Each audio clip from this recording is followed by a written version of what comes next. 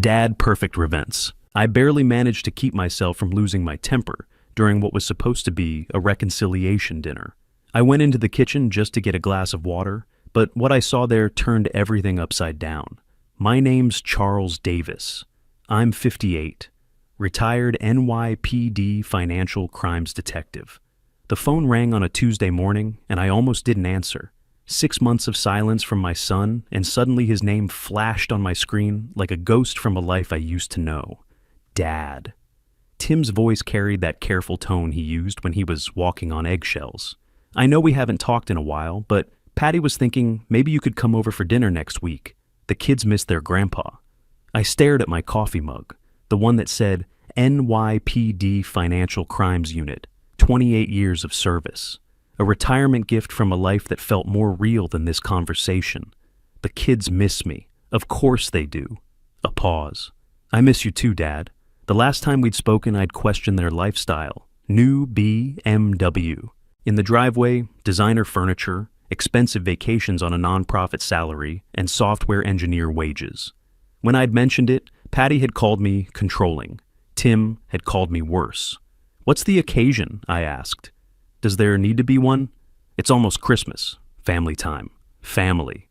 The word felt hollow. I thought about the $45,000 I'd lent them 2 years ago for their house down payment, still waiting on that repayment. I thought about their wedding, $28,000 I'd scraped together because every girl deserves her dream day. I thought about every time I'd put family first, only to be pushed away. Sure, I said, I'll be there. The week crawled by. I kept my routine. Morning walks through Queens, coffee at Murphy's Diner, chess with Leonard Murphy at the community center. Leo had been my partner for 15 years before moving to FBI financial crimes. Sharp mind, sharper instincts. You look worried, he said, moving his bishop. Tim invited me to dinner. He whistled low. After 6 months? What's she want? That's the question, isn't it? Leo captured my night. Charlie, I've known you since you busted the Riverside embezzlement case. You taught me to trust my gut. What's yours saying? That this isn't about the kids missing their grandpa. Then why go? I moved my rook. Because he's still my son. The night arrived cold and clear. I drove my 8-year-old Honda through streets lined with holiday lights toward the house I'd helped them buy. 482 Maple Avenue sat in Westchester's most expensive neighborhood. Houses pushing $700,000, manicured lawns, 3-car garages. Their mortgage had to be $3,800 a month minimum. On Tim's software engineer salary alone, impossible. The front door opened before I could knock. Patty stood there in a designer dress I didn't recognize, her smile bright and brittle. Charlie, you made it. She hugged me quickly. Perfume expensive and unfamiliar. The house behind her gleamed, new furniture, fresh paint, everything screaming money they shouldn't have. Tim appeared in the hallway, 6'1" of practiced charm in a custom shirt. Dad, good to see you. His handshake was firm enough to prove something. Come in, we've got quite the spread tonight.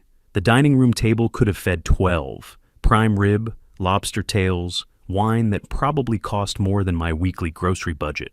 The kids, 7 and 5, sat quietly in clothes that still had creases from the store. This is incredible, I said, because what else could I say? Tim got a promotion, Patty said quickly, too quickly, and the foundation's doing amazing work. Heroes Hope Foundation. We raised over $380,000 this year for veterans. Prosthetics, counseling, housing assistance. Life-changing stuff. I watched her talk. This woman who'd married my son 8 years ago. Back then she'd been sweet, hard-working, grateful for every opportunity. When did the gratitude turn to entitlement? When did the warmth become calculation? That's generous, I said. Veterans deserve every bit of help they can get. My father had served in Korea, came back with pieces missing that had nothing to do with his body. He taught me about service, sacrifice, honor. Exactly. Patty leaned forward. Which is why I wanted to talk to you tonight, Charlie. We're starting a new initiative. 6 months, we could triple our impact. But funding timelines are tight, and I thought, well, you've always been generous with family. There it was. The real reason for the dinner, the smiles, the expensive food I hadn't touched. How much? I asked. $22,000, she said, as if that made it reasonable. It's tax deductible. And honestly, What else are you doing with your pension? Sitting on it while people who served our country go without. The presumption stole my breath. Tim wouldn't meet my eyes. I appreciate the opportunity. I kept my voice level. But that's not something I can do right now. Patty's smile tightened. Can't or won't? Does it matter? Tim's voice carried an edge. Patty explained the program. These are veterans who need help. I know what veterans need, I said quietly. I also know what family means, or what it used to mean. The temperature in the room dropped 20 degrees. Tim's jaw clenched. What's that supposed to mean? It means I'm still waiting on the $45,000 I lent you 2 years ago. That was for your house, your future, and you were going to pay it back. We've had expenses, Patty snapped, like a life, like responsibilities you wouldn't understand. The words came out harder than I'd intended, like a 85,000 BMW. Like this house that's twice what you need? Tim stood abruptly. I think you should leave. I think I should too. I stood, my napkin falling to the floor like a white flag. As I walked toward the door, I knew what I had to do. Not anger, not yet. Just a cold, clear recognition of what I'd become to the people I love most. A wallet instead of family. Dad, wait, Tim called. But I was already outside. I sat in my car for a long moment, hands shaking. Not from hurt, from something. And else. A feeling I recognized from my detective days when a case finally clicked into place. Then my chest tightened, pressure spreading. I'd felt this before. Stress-induced hypertension. My doctor had warned me about confrontation. I needed water. Maybe I needed to try one more time. I got out of the car and walked back to the house. I didn't knock. The door wasn't locked. They'd left it open in their certainty I wouldn't return.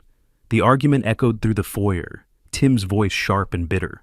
Your father always has to make everything about him. Always the righteous cop, looking down on everyone. He just doesn't understand our situation, Patty said, softer but calculating.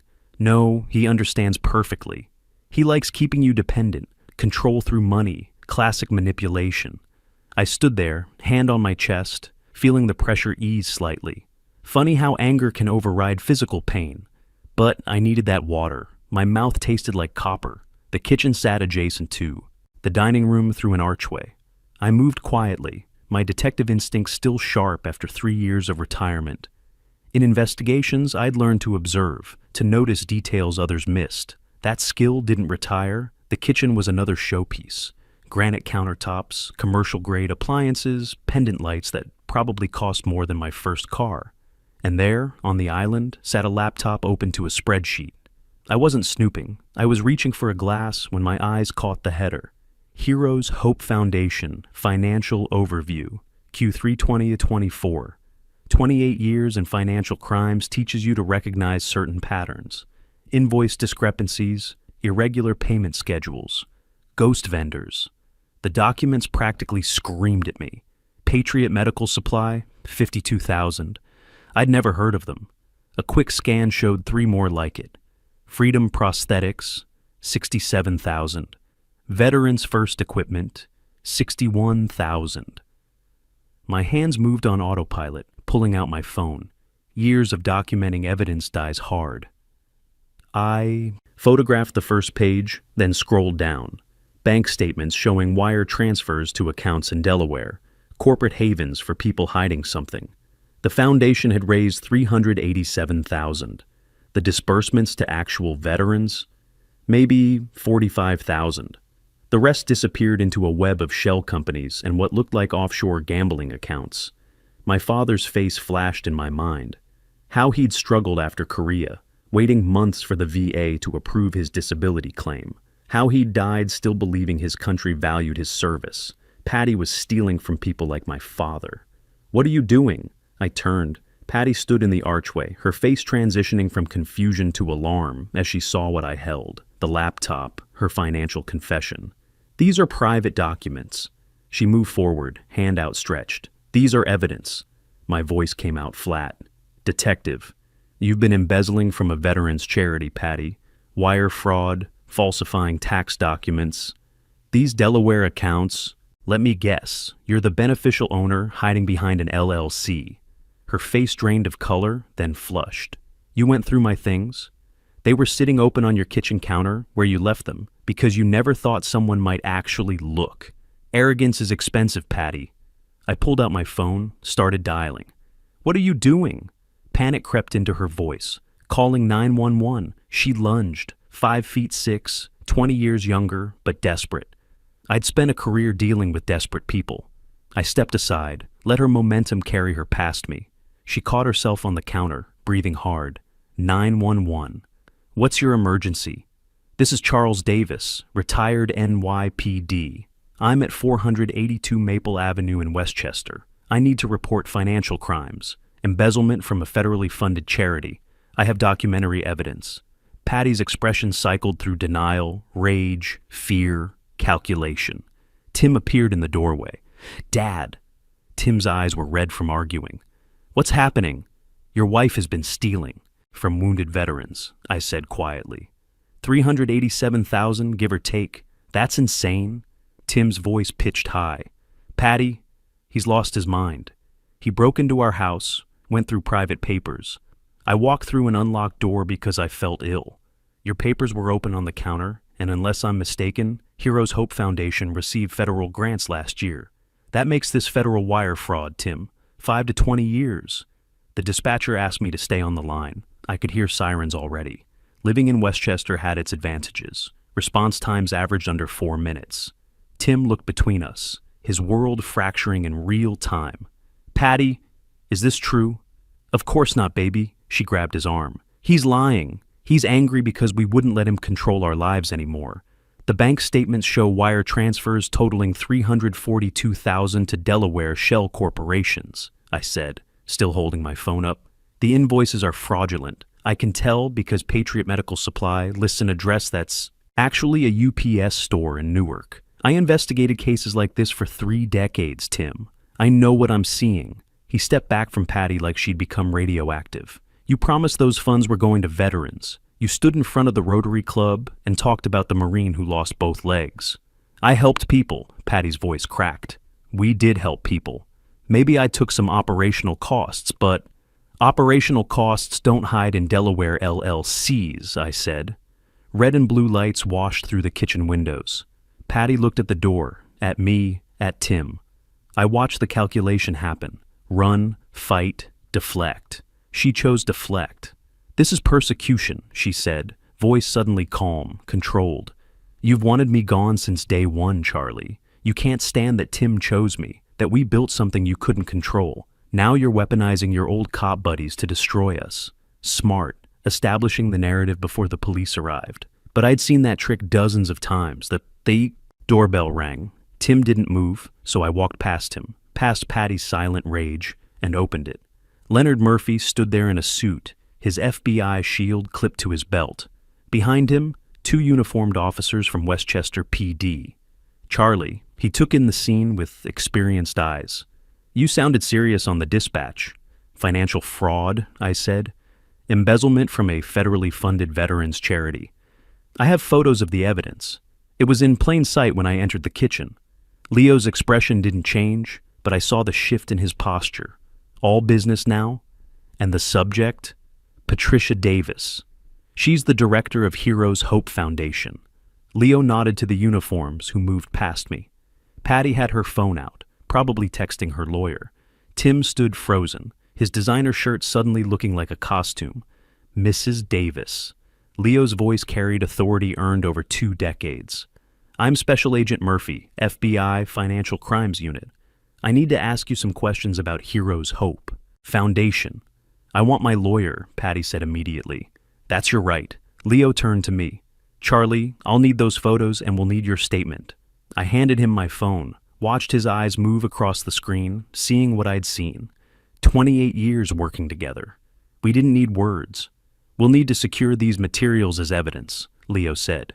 Mrs. Davis, are you the owner of the LLCs listed in these Delaware filings? Lawyer, Patty repeated. Okay. Leo gestured to the officers. We're seizing these materials as evidence of potential federal crimes. Mrs. Davis, you're not under arrest at this time, but I strongly suggest you remain available for questioning. Tim finally found his voice. This is a mistake. There's an explanation.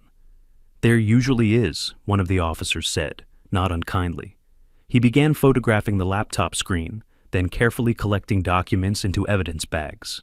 Tim realized the truth. The grandfather clock in their foyer, probably worth 8,000, chimed 9 times. 9 o'clock on a night that started with prime rib and ended with police evidence bags.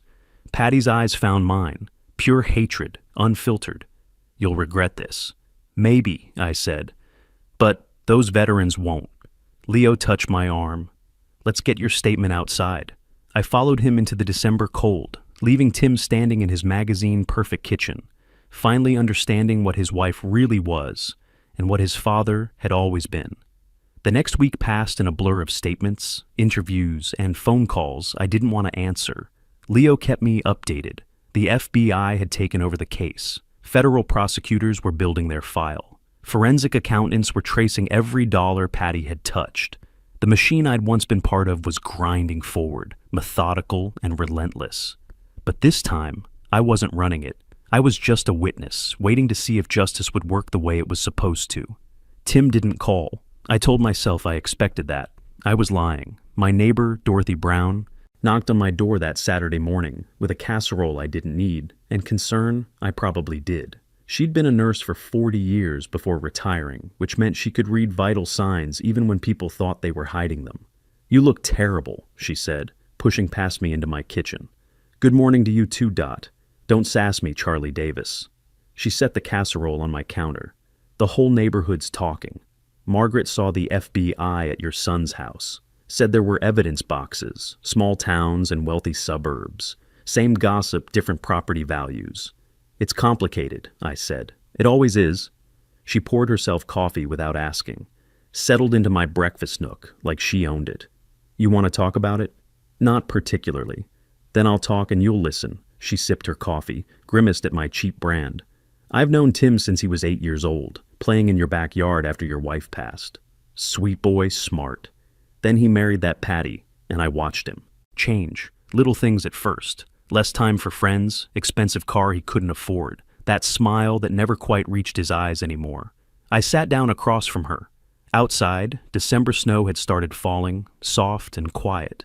"Sometimes people become who they marry," Dorothy continued. "Sometimes they were always that person, just waiting for permission. Which is he? I don't know anymore. Yes, you do. You're just afraid of the answer." The coffee tasted bitter. Or maybe that was just my mood. My phone buzzed, a text from Leo. "Call me when you can." Developments, I excused myself. Stepped into my study. Dialed.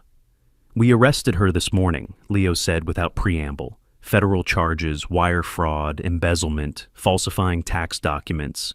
Bail set at $250,000. I absorbed that. $250,000. Patty didn't have that kind of cash. Not the legitimate kind anyway. How'd she take it? Like a woman who thought money could buy her out of anything. Leo's tone was dry. "Her lawyers, already calling it a witch hunt. Claims you have a personal vendetta, that the evidence was obtained illegally. I didn't break into their house. I know. The prosecutor knows. But expect them to fight dirty. Patty's hired Timothy Carter. $500 an hour minimum with a reputation for turning juries against prosecutors instead of defendants. That would cost her $40,000 just for pre-trial work. Yeah, well, desperate people make expensive decisions," Leo said. A pause. "Charlie, there's something else?" Tim posted bail. The words hit harder than they should have. "How?" "Sold her jewelry. Got a loan against his 401k. She's standing by him publicly, calling it a witch hunt. Says you've always been controlling, that you couldn't handle their success."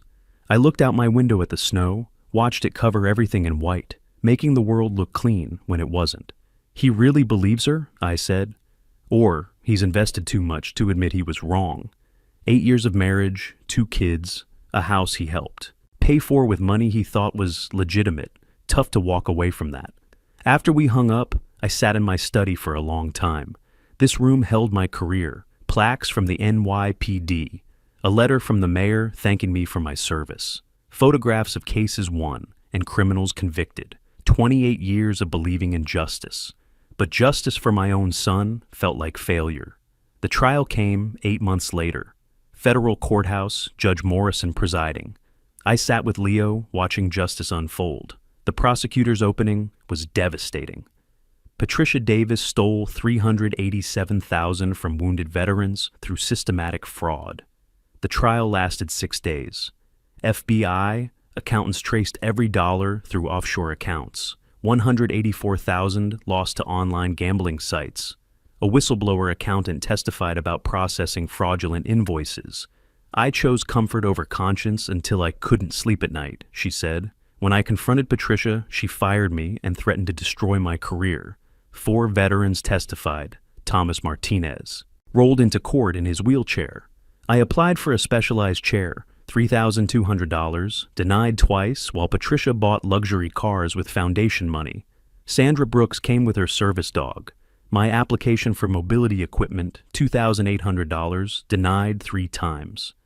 I wore an ill-fitting prosthetic for 2 years, got infections, nerve damage. Roberto Santos showed a photograph. That's me at 22 in Afghanistan. Patricia denied my housing assistance, $4,600. I lived in my car for 3 months. Ruth Hensley, a woman in her 70s, clutched a folder. Her son Daniel had been denied medical equipment worth $8,000. He died waiting. She took my future, Ruth said quietly, my grandchildren who will never exist. Tim took the stand on day 5. I knew nothing about the foundation finances. I trusted my wife completely. His voice cracked when the prosecutor asked about their divorce. My marriage collapsed when I realized who I'd really married. She chose stealing over honesty. There's nothing convenient about realizing you lived with someone capable of that. When asked why he'd posted bail, Tim met my eyes across the courtroom. I thought I owed her that much. I was wrong about a lot of things. Patty didn't testify. Her lawyer tried to paint me as a vindictive father-in-law, but the evidence spoke for itself. $387,000 stolen, lives destroyed. Veterans denied help while she lived in luxury. The jury deliberated 9 hours, guilty on 12 counts. As marshals led her away, she looked at Tim with pure accusation. He didn't flinch. Outside, Tim found me by my car. "Dad, you don't need to say anything." "Yes, I do." His eyes were red. "You were right about everything. The money, the lifestyle, her. I chose her lies over your truth because facing the truth meant admitting I'd been played for years. I thought about my father, about what he would have wanted. Justice? Yes, but also family. "You're still my son," I said. He broke down then, really broke down. Can I come home for a while, figure things out? The kids and I, we don't have anywhere else to go. You don't have to ask. You're always welcome. Patty was sentenced to 12 years in federal prison, 3 years supervised release, full restitution of $387,000. Timothy Carter had argued for leniency, claimed family hardship, but Judge Morrison wasn't buying it. "You stole from people who sacrificed everything for this country," he said. "The court finds no mitigating circumstances that justify what you did." 6 months later, we had Sunday dinner at my place. Simple food, honest conversation. Tim was rebuilding, working through the divorce, learning to trust his instincts again. The kids, Emma and Jake, came every weekend, filling my house with noise and life I'd been missing. Tim had lost the house in Westchester. Too many memories, too much debt. He'd found a modest apartment 10 minutes away, started over with a clear conscience and a smaller bank account. The restructured Heroes Hope Foundation thrived under new leadership, with me advising on oversight and financial controls. We approved applications Patty had denied and funded new initiatives. Thomas Martinez got his specialized wheelchair. Sandra Brooks received proper prosthetics. Roberto Santos found stable housing. Ruth Hensley attended the foundation's anniversary dinner. "You gave my son justice," she told me. "That's all a mother can ask for." The donations kept coming from people inspired by the story, wanting to help veterans who'd been denied assistance. One evening, working in my small garden behind the house, Tim helped me plant bulbs for spring. Emma and Jake chased each other around the yard, their laughter echoing off the neighboring houses. I realized something had changed. I'd started this journey angry, betrayed, dismissed by my own family. Now I felt something different, not just peace, but purpose. Justice had been served. My relationship with Tim was stronger than before, built on truth instead of lies. The grandchildren I'd feared losing were part of my daily life. Veterans were being helped by a foundation that actually cared about them. Patty would spend the next 12 years in federal prison, learning that stealing from heroes has consequences. Her lawyer had filed appeals, but Leo said they wouldn't stick.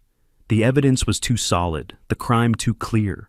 Tim looked up at me, dirt on his hands from planting daffodil bulbs. "Dad, will these really grow?" "Yes," I said. "They need time and care, but they'll bloom in spring, just like families, just like justice, just like redemption. Sometimes doing the right thing costs everything you think you want. But if you're patient, if you stick to your principles, you get back something better than what you lost. Not the same, never the same, but real, honest, built on truth instead of comfortable lies. And that's worth more than any amount of money they could have stolen. Trust your gut when family acts differently. Money changes people, but principles don't have to change you. When you see fraud, report it. Protecting criminals never protects the people you really love.